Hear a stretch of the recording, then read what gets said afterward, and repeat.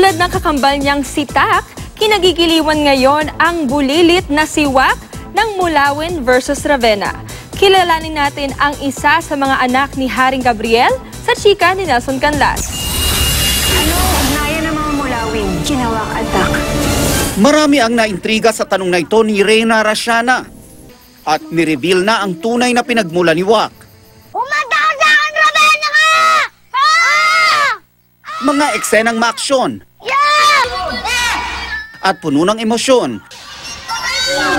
Yan ang napapanood natin sa kambal na anak ni Gabriel sa Mulawin versus Ravenna. Nakilala na natin si Caprice Mendez, ang gumaganap na Tak. Ngayon naman, kilalanin natin si Wak, na ginagampanan ng first-time child actor na si Seth de la Cruz.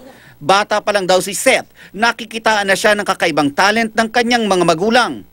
Kaya hindi na raw sila nagulat ng mag-aya ang anak na mag-audition para sa Mulawin versus Ravenna. Wala raw nakakaalam sa mga kaklase niya na makakasali siya sa higanting Telefantasia.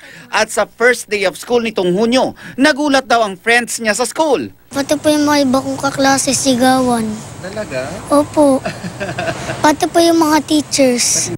Kahit artista na, disiplinado, masunurin sa magulang at magalang sa matatanda, si Seth. Ang sikreto ayon sa kanyang magulang. Disiplinahin natin yung mga anak natin kahit maliit pa lang, and then iparamdam din po natin sa kanila na mahal natin sila and willing po tayong suportahan kung ano po yung gusto nila. Nelson Canlas, updated sa Showbiz Happenings.